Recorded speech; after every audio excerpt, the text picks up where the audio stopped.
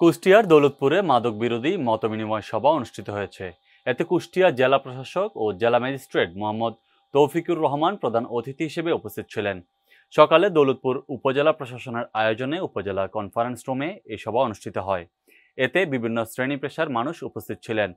মতবিনিময় সভায় দৌলতপুর উপজেলা নির্বাহী অফিসার মোহাম্মদ আব্দুল হাই সিদ্দিকীর সভাপতিত্বে দৌলতপুর থানা অফিসার ইনচার্জ মোহাম্মদ নাজমুল হুদা, জেলা মাদক নিয়ন্ত্রণ অধিদপ্তরের উপপরিচালক পারভিন আক্তার, ৪৭ বিজিবির প্রাকপুর ক্যাম্প কমান্ডার মোহাম্মদ মুজিবুল হক, উপজেলা কৃষি কর্মকর্তা মোহাম্মদ নুরুল ইসলাম, উপজেলা প্রকৌশলী মোহাম্মদ আশরাফুল ইসলাম পোলক সহ আইনশৃঙ্খলা বাহিনীর সদস্য, সরকারি দপ্তরের কর্মকর্তা, শিক্ষক, সাংবাদিকগণ উপস্থিত ছিলেন। এ সময় প্রধান অতিথির বক্তব্যে জেলা প্রশাসক মোহাম্মদ তৌফিকুর রহমান মাদকের ভয়াবহ বিভিন্ন দিক উল্লেখ করে মাদক নিয়ন্ত্রণে সকলকে একসাথে কাজ করার দৃঢ় প্রত্যয় ব্যক্ত করেন। মতবিনিময় সভা শেষে উপজেলা পরিষদের অভ্যন্তরে শিশু পার্ক, জিমনেশিয়াম এর উদ্বোধন ও একটি বকুল ফুলের চারা রোপণ করেন।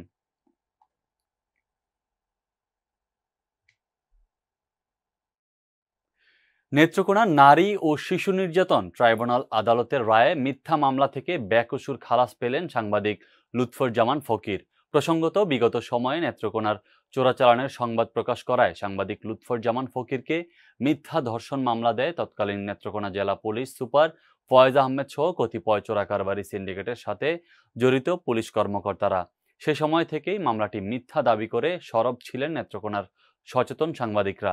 প্রসঙ্গত, লুৎফর জামান ফকির সাবেক একজন সেনা সদস্য। সেনাবাহিনীতে চাকরি শেষে তিনি সাংবাদিকতায় যোগ দেন। পরবর্তীতে তিনি সাংবাদিকতার শুরুতেই তার সৈনিক জীবনের সাহসী দৃষ্টিভঙ্গি থেকে ভারত বাংলাদেশ সীমান্তবর্তী দুর্গাপুর কলমাকান্দা উপজেলার চোরাকারবারি সিন্ডিকেট, অস্ত্র চোরাচালান সহ স্পর্শকাতর বিষয়ে বেশ কয়েকটি অনুসন্ধানী প্রতিবেদন প্রকাশ করেন সরকার অনুমোদিত ইন্টারনেট প্রোটোকল টেলিভিশন রূপসী বাংলা টিভিতে।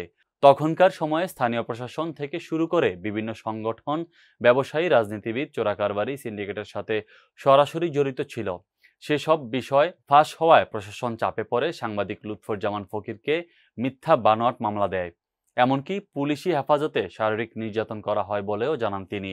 অবশেষে আজ নেত্রকোনা নারী ও শিশু নির্যাতন দমন আদালতের বিচারক মামলাটি মিথ্যা প্রমাণিত হওয়ায় সাংবাদিক লুৎফর জামানকে বেকসুর খালাস হিসেবে মুক্তি দেন।